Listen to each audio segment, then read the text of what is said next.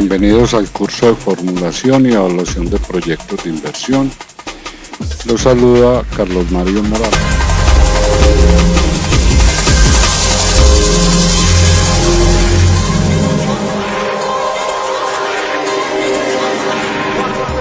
El estudio organizacional busca determinar la capacidad operativa de la organización dueña del proyecto con el fin de conocer y evaluar las fortalezas y debilidades y definir la estructura de la organización para el manejo de las etapas de inversión, operación y mantenimiento.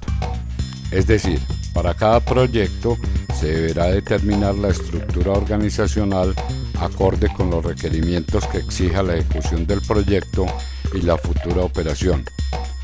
Aunque el detalle funcional de la estructura organizacional para la ejecución es un asunto más para ser considerado por el gerente de proyectos en la fase de inversión, será necesario que el proyectista considere las implicaciones económicas que dicha organización tendrá en las inversiones del flujo de caja del proyecto.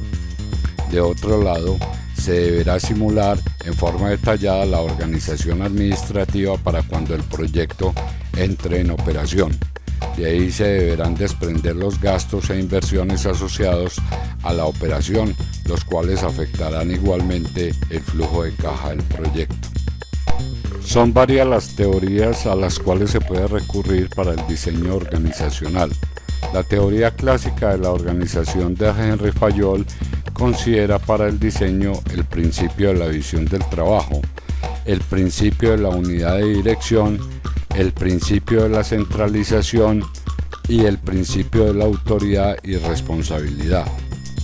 Por otra parte, la teoría de la organización burocrática de Max Weber señala que la organización debe adoptar ciertas estrategias de diseño para racionalizar las actividades colectivas. Entre estas se destacan la división del trabajo, la coordinación de las tareas y la delegación de autoridad, el manejo de personal y formalista del funcionario. La tendencia actual, sin embargo, es que el diseño organizacional se haga de acuerdo con las circunstancias. En este capítulo veremos cuáles son los objetivos del estudio organizacional, el proceso para realizar el estudio organizacional, los productos derivados de dicho estudio y finalmente el estudio legal.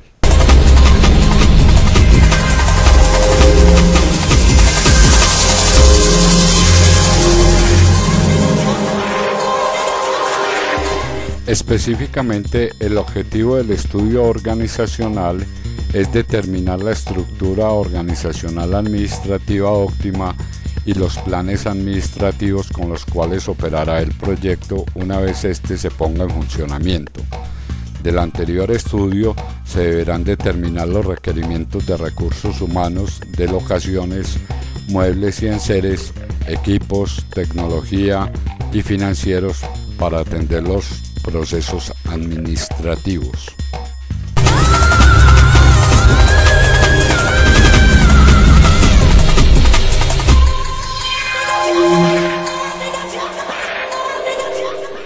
Para el diseño de la estructura organizacional se deben seguir los siguientes pasos.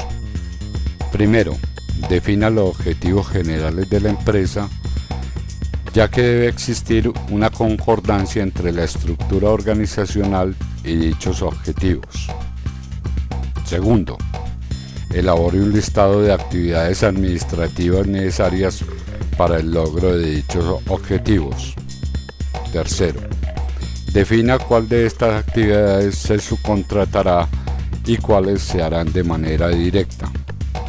Cuarto, para las actividades que se atenderán directamente, agrupe las tareas y actividades relacionadas o afines en subsistemas. Quinto, identifique las funciones específicas que debe cumplir cada subsistema. Sexto, identifique las necesidades de recurso humano de cada subsistema. Séptimo, exprese los subsistemas en unidades administrativas o grupos de trabajo. Octavo, asigne funciones y defina cargos para cada unidad administrativa o grupo de trabajo. 9.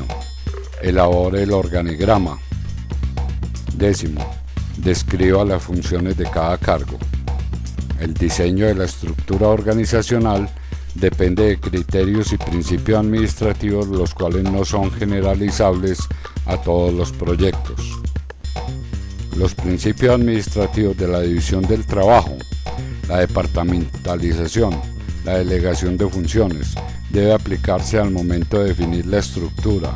Además, se deben tener en cuenta factores particulares de cada proyecto, como las relaciones con clientes y proveedores, el tipo de tecnología administrativa que se quiere adoptar, la logística necesaria particular de cada proyecto, la externalización de algunas tareas y la complejidad de las tareas administrativas propias del negocio.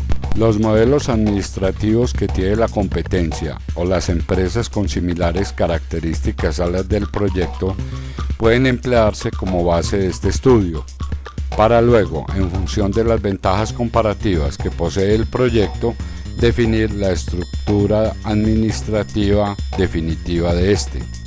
De esta forma, la estructura administrativa se refiere a la forma como se dividen, agrupan y coordinan las actividades de la organización en cuanto a las relaciones entre los gerentes y los empleados, entre los gerentes entre sí y entre empleados. Dependiendo del tipo de negocio, tamaño y otros factores particulares de cada proyecto, la solución organizacional puede ir desde la más sencilla, como es la solución adhocrática, hasta la más compleja, como es una solución burocrática. De cualquier forma, existen diferentes formas de agrupar empleados, jefes, medios y tareas.